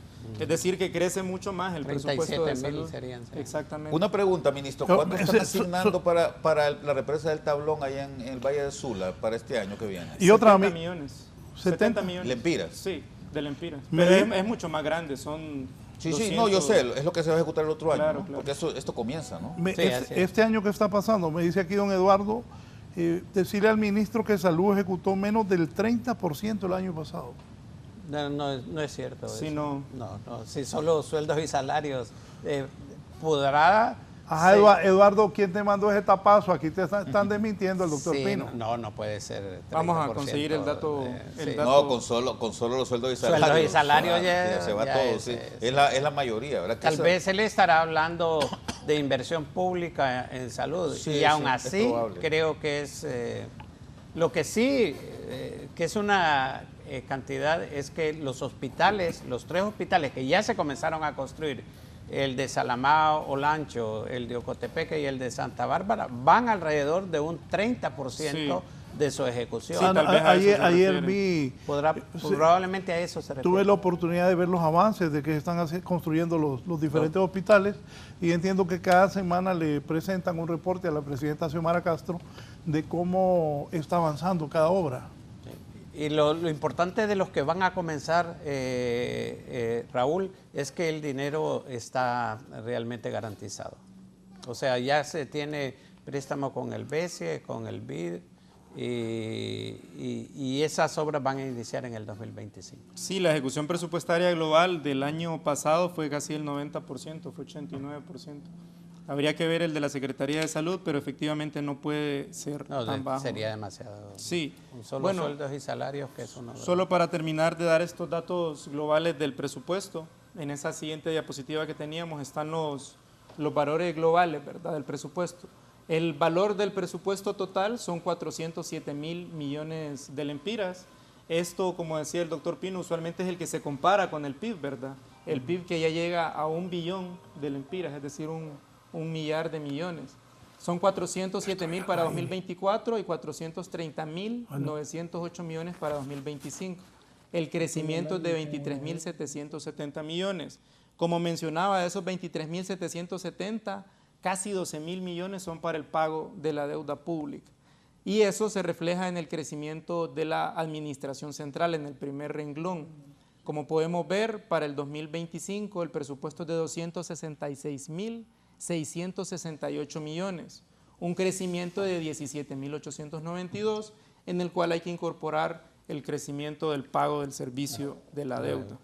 Pasamos a la siguiente, que es donde está el programa de inversión pública y social. En términos breves, en 2022 era 59.340, 7.6 del PIB. En el año 2023 subió a 71.846. En el año 2024, el de este año es realmente histórico. Miren que tuvo un crecimiento de 25.000 millones de lempiras para alcanzar 96.461. Y el próximo año, a pesar de las restricciones presupuestarias, y como bien se ha dicho, la presidenta ordenó una reducción de gasto corriente para poder subir y sostener el programa de inversión productiva en 97.650 millones. Estos, sí es importante decirlo, se dividen en un 58.830 en inversión social, todo lo que tiene que ver con seguridad social, transferencias, subsidios, y en segundo lugar en inversión productiva más formación bruta de capital fijo, es decir, carreteras, hospitales, infraestructura, suman 38.819, es el 9.7% del PIB. Bastante ambicioso, es un programa de inversión pública y social inédito en la historia. Y solo cerrar para que miremos cuáles son los sectores a los cuales está destinado. Protección social, 30.700 millones. Salud, donde está toda la infraestructura de salud, 15.126, ya de finalizar la construcción de los hospitales y el equipamiento. Energía, 10.454 millones, están los subsidios y algunas actividades de construcción. Carreteras, 8.500 millones, seguridad ciudadana, 7.900 millones, seguridad alimentaria, 7.276. Aquí es importante mencionar, Raúl, compañeros panelistas, que el programa de inversión en agricultura se está duplicando, es decir, lo que está destinado a Banadesa, a Banpro y a ICF, de 3.000 millones está pasando a cerca de 6.000 millones. Se está duplicando el bono productivo, el bono ganadero, se está duplicando la cartera también de Banadesa, porque la presidenta apuesta al campo, ¿verdad? Si bien es cierto, todavía hay que crear más condiciones para que la producción en el campo sea sostenible. La reducción en la inseguridad alimentaria ha sido reconocida por organismos internacionales y también eso se puede ver en que los precios no han crecido tanto porque se ha logrado una mayor producción nacional. Yo lo dejaría por ahí, son los valores globales del presupuesto de la República. Aquí como trabajan en equipo, aquí me está escribiendo el presidente de la Comisión Nacional de Banca, don Marcio Sierra, a quien saludamos. Dice Marcio que salud en el 2023 fue 85.5% la ejecución, de acuerdo a lo que dice don Marcio Sierra. Y él maneja DIGER, ¿correcto? Así es. Julio Raudales, Julio, sobre lo que me decías, y voy a colocar lo que me enviaste para... Sí, no, solamente quería yo hacer algún matiz con algunas de las cosas que dijo también, tanto el doctor Hugo Noé como el ministro Duarte. Qué bueno, Hugo, que habló usted de qué significa exactamente, cuál es el efecto macroeconómico que tiene el gobierno, ¿verdad? Porque, como usted bien dice, hay mucha leyenda, se construye mucha leyenda sobre este tema, y yo sé que usted y yo incluso hemos hablado desde hace muchos años sobre esto, ¿verdad? Porque se habla de que es la mitad del Producto Interno Bruto. Yo creo que hay que dejarlo bien claro, pero también hay que hacer algún análisis al respecto, ¿verdad? Y tratar de ver cómo corregimos. Tal vez me pones el primer gráfico. Ahí tengo el Producto Interno Bruto por el lado de la oferta y por el lado de la demanda. Mario, poner primero ahí. Veamos cuál es el efecto macroeconómico que tiene el producto. No, ese es el gráfico ahí te envié uno. del ministro. Y vamos a ver, ahí está, miren, ahí está sacadita la tajadita que es el gobierno por el lado de la oferta, de acuerdo a las cifras del Banco Central de Honduras, ¿verdad? Usted puede ver que el gobierno le aporta al Producto Interno Bruto desde el lado de la oferta, es decir, los servicios que el gobierno da, apenas el 6%. O sea, son cifras del año 2023, de los 846.000 millones que fue el Producto Interno Bruto nominal el año pasado. Son cifras del Banco Central de Honduras. Y puede ver entonces que ese es el impacto que tiene el gobierno desde la perspectiva de lo que ofrece el gobierno. Ahora pongamos el otro cuadrito, por favor. Es muy simple. Este es por el lado del gas, por el lado de la demanda, ¿verdad? Por el lado de la demanda global, también cifras del Banco Central de Honduras. Usted puede ver, como bien decía el doctor Hugo Noé, que el consumo público es apenas el 15% de la administración del Producto Interno Bruto, y si le suma a usted la inversión pública, según el Banco Central de Honduras, creo que dice ahí 3%. Entonces estamos hablando que es un 18%. Ese es el efecto, pero yo sí quiero llamarles a la reflexión, porque hay que hacer un esfuerzo por ver cómo mejoramos esto. No puede ser que el gobierno esté gastando 18% del Producto Interno Bruto y que solo le esté aportando 6% en términos de servicios prestados. Pero Un una momentito. observación, Julio. Sí. Con respecto a la gráfica anterior, Sí, la anterior, el pastelito. Sí. ese 6% que usted señala, mire lo interesante. No podemos dejar de desconocer de que a pesar que la inversión pública es por el lado de la demanda, esa inversión pública, como quien en el fondo la efectúa, son compañías privadas, por ejemplo las carreteras, Sí. está ese aporte del gobierno, claro. está dentro de sectores productivos. Claro, no, pero lo que sucede, Hugo, y esto es bien importante, pues eso es algo que siempre les digo yo a mis estudiantes también, a ver, no hay que confundir, porque la inversión no son servicios del gobierno. La inversión es gasto que el gobierno hace para el futuro, ¿verdad? Por ejemplo, cuando lo que estábamos hablando ahorita del tablón, el otro año se van a gastar 70 millones de lempiras para construir. Está bien, ese va a ser un servicio, pero no es un servicio que en el año 2025 van a disfrutar los hondureños. El gobierno lo está invirtiendo y está bien que lo invierta porque en el futuro va a rendir. Pero estamos hablando de cuánto le da el gobierno a la ciudadanía en términos de sus servicios, ¿verdad? Hablando de los servicios educativos que del gobierno, de los servicios de salud, es apenas el 5%. No, pero sí, estoy de acuerdo. El punto mío, Julio, es de que ese aporte al PIB es mucho más grande que eso, porque esos son los servicios directos que está dando. Correcto. Pero ese flujo que usted está señalando beneficia a la economía. Yo estoy de acuerdo, de acuerdo con usted. Genera un efecto multiplicador. Yo estoy de acuerdo con usted, pero es importante tratar de ver cuál es el impacto que el gobierno tiene en la vida de la gente. Y creo que es importante que vayamos midiéndolo. Claro, porque totalmente de acuerdo. yo solo quería presentar esas dos gráficas, pero porque Hugo hizo esa acotación que me parece muy correcta, porque acá se da mucha leyenda, como les digo, de que el gobierno se gaste el 40%. Eso no es cierto, ¿verdad? Ahí está claramente, las cifras del Banco Central lo dejan bien claro. A mí por eso me gusta usar las cifras del Banco Central, porque a eso nos ayuda a entender cómo funciona el asunto desde la perspectiva macroeconómica. Ahora, yo quisiera anunciar acá, aprovechar que Raúl me dé el espacio, para decirles que estamos construyendo desde la universidad donde yo trabajo, de la José Cecilio del Valle, y en conversaciones con una serie de organismos ciudadanos, un Consejo Ciudadano Fiscal, que yo creo que es importante que haya. Claro, yo recuerdo que definitivamente, con usted lo teníamos, con usted lo trabajamos y se llamaba en ese tiempo Grupo Promotor del Diálogo Fiscal. Pero queremos hacer un consejo ciudadano en donde hayamos instancias ciudadanas, la academia, la empresa privada, las organizaciones que se dedican a estudiar, los think tanks que se dedican a estudiar esto, para tratar de mantener un diálogo totalmente de acuerdo, con el gobierno y con el Congreso Nacional sobre cómo mejorar esto. A ver, el afán no es criticar. Yo creo que debemos de dejar esa confrontación, ¿verdad?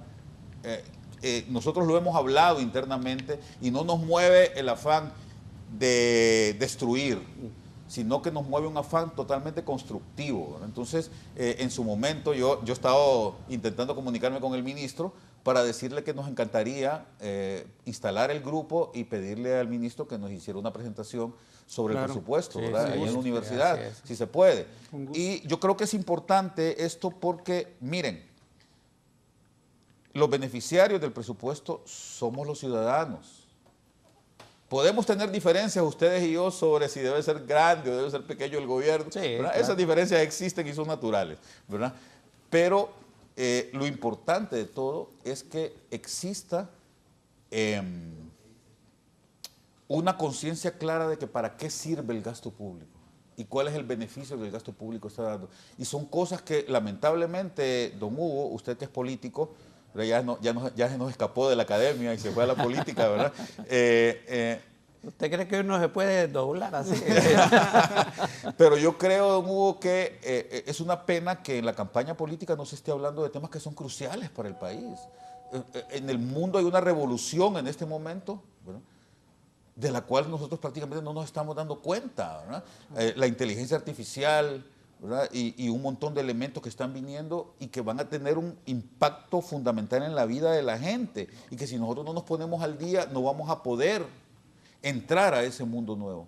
Y Yuval usted- Harari nos sí. está llamando, Exactamente. pidiendo, ¿verdad? Que reflexionemos sobre ese eso. último libro de Harari, yo me lo leí hace las últimas 2 semanas. Nexus, ¿Cómo se llama aquel que dice Nexus. que va a desaparecer Honduras? Ese, Harari. Yuval Harari. Acaba de escribir un libro que se llama Nexus, en donde está es el libro de alerta, ¿no?, de los peligros que existen en algunos elementos, como la inteligencia artificial, la biotecnología, ¿no?, el tema de los fake news, ¿no?, y la guerra, el cambio climático y las guerras que están en ciernes, ¿verdad?, que pueden destruir a la humanidad. Sí, sí. Entonces, es un buen llamado de Alguien atención. sobre ese tema, solo para recomendárselo a Raúl, que ha estado dándole seguimiento a ese tema y al impacto que puede tener.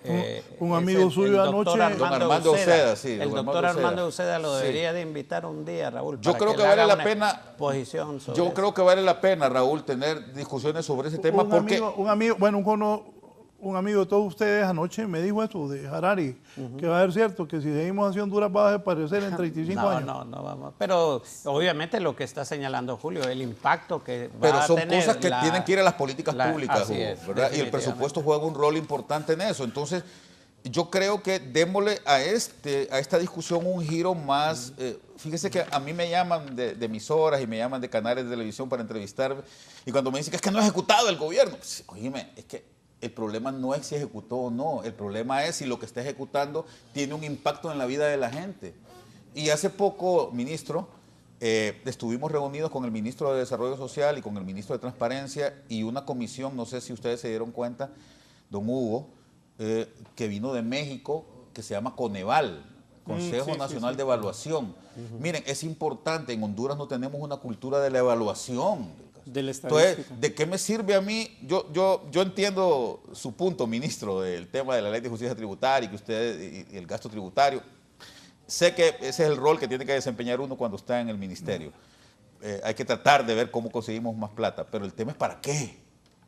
¿De qué va a servir que consigamos más deben plata? de ir ¿no? paralelo. Entonces, deben sí, pero de ir yo paralelo. sí creo, yo Hugo, estoy totalmente de acuerdo que con no medición de no le hemos impacto, puesto medición de atención impacto. a ese asunto y es importante hacerlo. Sí. Entonces cuenten con ese Consejo Ciudadano Fiscal, porque como les digo, la idea es más bien ser constructivos. Sí. Yo sé que, y voy a confesar algo, al comienzo de esta administración recibí una llamada de una persona muy cercana a la presidenta y me dijo, la presidenta te quiere que le colabores porque yo trabajé directamente con ella en el 2006 en la elaboración de la red solidaria. Y yo le dije, mire, dígale a la presidenta que a veces es mejor tener un buen crítico afuera que tener un asesor adentro. Y a veces es bueno que haya una mirada que no tenga intenciones ni políticas o electoreras, sino simplemente la intención de ver cómo podemos mejorar el país. Porque al final son recursos nuestros. Y no deja de dolerme a mí pagar 15% de impuestos por cada cosa que compro, ¿verdad? Y pensar que probablemente no se le va a dar un buen uso a eso para mejorar no solamente mi calidad de vida, sino sobre todo la gente que tiene más necesidad. Entonces yo creo que es importante que trabajemos en conjunto. Y verdad, Julio, que como docente y por el nivel de salario que reciben algunos docentes deberían de pagar impuestos sobre la renta.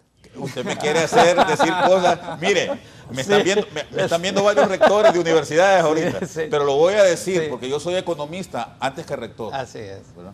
Sí. Yo creo, y no veo eso en la ley de justicia tributaria, ¿verdad? Pero es que, No se quieren meter al rollo, ¿verdad? Pero es que yo- vamos por partes, A ver, Julio, vamos por partes. No, yo sé. Mire, ve, yo le voy a decir una cosa. Hay 2 principios, ustedes lo saben bien porque son economistas los dos. Hay 2 principios, 3, pero hay 2 principios que son fundamentales en la tributación. El principio de equidad horizontal y el principio de equidad vertical. ¿Qué significa? La equidad horizontal es que los que ganamos lo mismo paguemos la misma cantidad de impuestos. Y la equidad vertical es que los que ganan más paguen más y los que ganan menos paguen menos.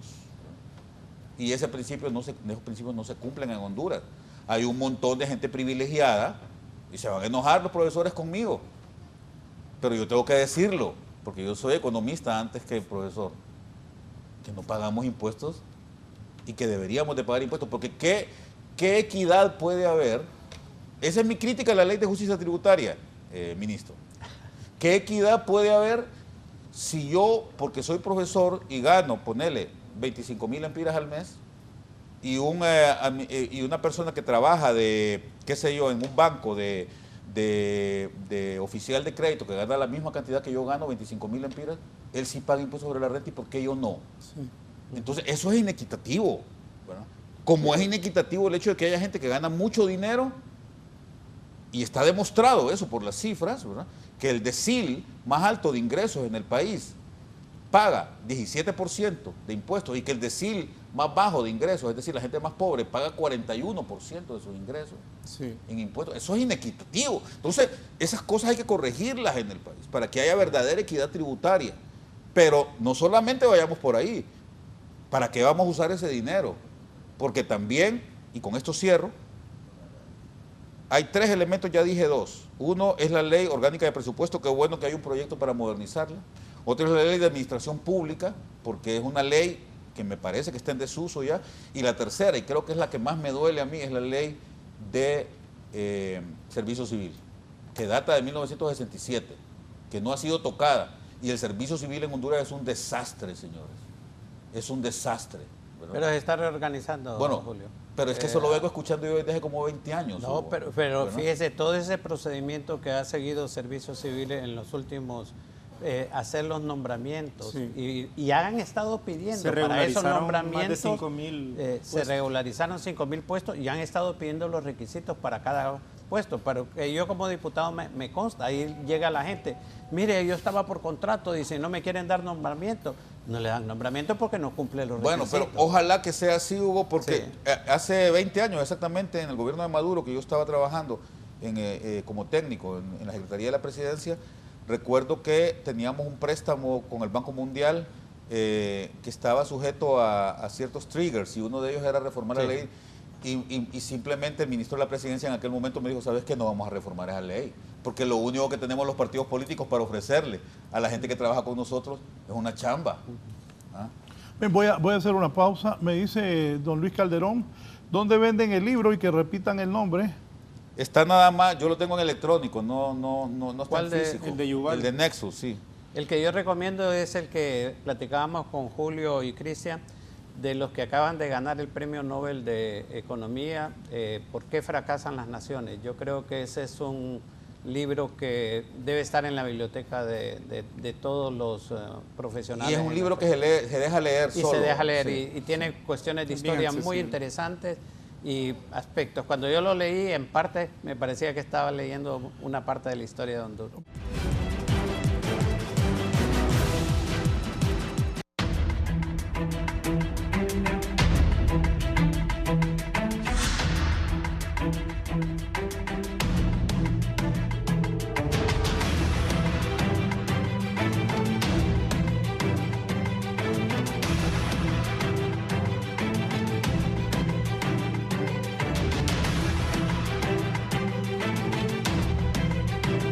Bien, en este momento hay negociaciones con el Fondo Monetario Internacional. ¿Qué se habla de la Ley de Justicia Tributaria, ministro? La Ley de Justicia Tributaria es una exigencia de organismos multilaterales desde el año 2010 al menos. Hay diversos informes del Fondo Monetario que hablan cómo el sistema tributario hondureño es sumamente inequitativo e insuficiente. Es insuficiente porque, como hemos estado discutiendo acá, no recauda lo necesario para poder financiar el presupuesto y las necesidades del país. Y es inequitativo porque recauda mal, como ya decía Julio, le cobra más a los pobres y le cobra menos a los ricos. Tiene demasiadas excepciones. Por eso hay sendos informes del fondo, del BID, que hablan de la necesidad de racionalizar el uso de las exoneraciones. Por eso es que en este programa que se negoció con el fondo en el año 2023, se incluyó como una meta estructural la Ley de Justicia Tributaria, porque buscaba precisamente la racionalización del gasto tributario. La no aprobación de la ley, pues en primer lugar pone un incumplimiento estructural al programa, lo cual no significa que el programa falla, ¿verdad? Porque usualmente las metas estructurales, en este caso es que el Poder Ejecutivo envíe al Congreso Nacional la propuesta de ley. La aprobación o no está más allá de la voluntad del Ejecutivo, es un tema del Congreso Nacional. Sin embargo, más allá del Fondo Monetario, las consecuencias de la no aprobación de la ley es continuar con este con este espacio fiscal reducido para poder invertir en desarrollo social y productivo. En segundo lugar, un aspecto importante de esto es que mantiene la inequidad social, ¿verdad? La injusticia social de que los que menos tienen pagan mucho más que los que más tienen, ¿verdad? Eso es dañino para la sociedad porque genera sentimientos de injusticia y genera desconfianza en las instituciones públicas. Pero además, esta ley de justicia tributaria ha permitido la competitividad desleal en algunas industrias productivas. Es decir, ciertos grupos económicos que por su poder político, que por su poder económico, han logrado establecer alguna suerte de monopolio, de cartel, en detrimento del desarrollo de la industria nacional. Y en último lugar, la no aprobación de la ley de justicia tributaria tiene como consecuencia que Honduras vaya a ser declarada de manera formal como una guarida fiscal, como un paraíso fiscal. Honduras actualmente está siendo evaluada por OCDE, va a ser evaluada por la Unión Europea, va a ser evaluada posteriormente por otros organismos que no solo ven materia de transparencia fiscal, porque muchas veces en la opacidad fiscal o en la opacidad financiera se esconden delitos como el lavado de activos, como el tráfico de drogas, y el hecho de que el país no tenga un estatuto legal que permita combatir esos delitos, como por ejemplo que exista todavía el secreto bancario, que Honduras no pueda compartir información con otros países, que no podamos conocer realmente los dueños de las empresas, eso permite lanzar un manto de opacidad que a estas estructuras criminales les permite esconder su riqueza, ¿verdad? Eso tiene como consecuencia que Honduras vaya a ser declarado paraíso fiscal, y las consecuencias de eso, además de ser reputacionales, que Honduras sea conocida en el mundo por ser un paraíso fiscal, tiene consecuencias económicas, ¿verdad? Eso usualmente hace que las tasas de interés para el país crezcan porque sube el riesgo país, entonces es más caro conseguir préstamos y además puede significar algunas medidas bilaterales. Le pongo el ejemplo concreto de la Unión Europea con Costa Rica. Costa Rica entró a la lista negra de la Unión Europea por tener renta territorial y por algunas otras cuestiones de su régimen fiscal, y eso significó que la Unión Europea tomara medidas bilaterales, ya sea restringir algunos productos, cortar algunas líneas de crédito, disminuir los flujos financieros hacia el país. Eso podría ser muy delicado para nuestra economía, que depende en gran medida de las relaciones con el sector externo. La no aprobación de esa ley de justicia tributaria, ¿en qué puede afectar el presupuesto del próximo año? Bueno, ya en este presupuesto que nosotros enviamos al Congreso Nacional está incorporado el escenario de no aprobación, ¿verdad? Como estamos viendo en el presupuesto, las exoneraciones ascienden a 66.000 millones de lempiras. Con la aprobación de la Ley de Justicia Tributaria, en un siguiente año se podría tener un recorte en ese gasto de exoneración de aproximadamente 10.000 millones.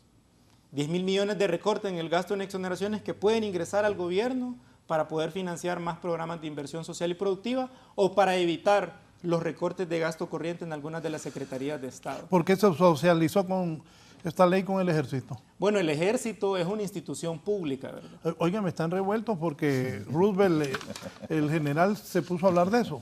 Mire, yo ayer decía en un programa televisivo que este es un ejército que en primer lugar no está conspirando para dar golpes de Estado. Es un ejército que no está ligado al narcotráfico. Es un ejército, pues esas reflexiones que ha tenido el general, nosotros fuimos a hacer la exposición allá, son reflexiones que están en la Constitución y son reflexiones que están en la Biblia. Yo no entiendo el escándalo que se genera por eso. Finalmente el ejército es financiado con recursos públicos. Las familias de los militares pagan impuestos. Ellos tienen el derecho de conocer el contenido de la ley, por eso es que se fue a socializar con ¿Cuándo ellos. será discutido en el Congreso, doctor Pino? Bueno, el dictamen correspondiente, después de una amplia socialización que se dio, Raúl, más de 24 audiencias que tuvimos en el Congreso y además de otros aportes que se dieron en reuniones bilaterales, ya se finalizó, fue presentado hace aproximadamente 2 o 3 meses para ser sometido al Pleno. Lo que sí hemos encontrado es que, digamos, el Partido Nacional, como se opone en su mayor parte a casi todas las iniciativas que benefician al pueblo hondureño, ha dicho que no va a apoyar. Estamos con el Partido Liberal en diálogos necesarios para su aprobación y esperamos que tengamos los votos dentro de pronto para poderla someter a discusión y aprobación. Nos vamos, don Julio, conclusiones. Gracias por estar con nosotros esta mañana. Muchas gracias, Raúl.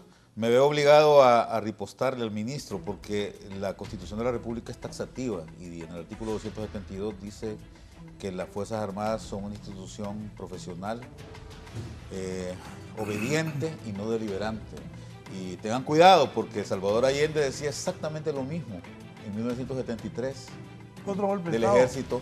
El El golpe de ejército Estado. decía que eran Fuerzas Armadas profesionales, ¿no? Y todo, y tenía ahí una conspiración. Entonces, a ver, no quiero incordiar ni quiero decir que aquí pueda suceder algo similar, pero no es bueno darle mucho poder ni mucha visibilidad al ejército. Y lo que usted dijo, ministro, de que el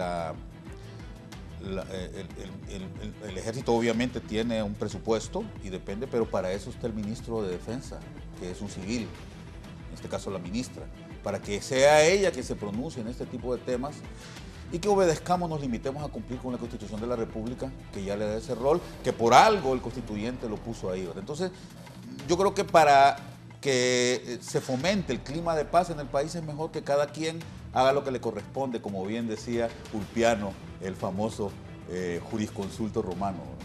Pero fíjese que interesante que se habla de un ejército profesional, pero cuando se dio un golpe de Estado nadie cuestionó al ejército, ni cuando se asesinó alguna. Yo no he escuchado a ninguno de los sectores que están ahora criticando la intervención del jefe del Estado Mayor haber dicho algo cuando se asesinó gente en el 2009 o posterior al 2017. Yo creo que hay parte de algún tipo de decisiones de carácter ideológico que son las que están señalando. Bueno, habían programas, se me vino a la mente cuando nos dieron golpe de Estado, habían programas justificando el golpe. Sí, no, definitivamente. Pero no podemos negar que hubo un repudio, no solamente a nivel nacional, sino también a nivel internacional. No, pero los sectores que actualmente se están manifestando son sectores que en su mayoría apoyaron el golpe de Estado y no dijeron nada en el 2009.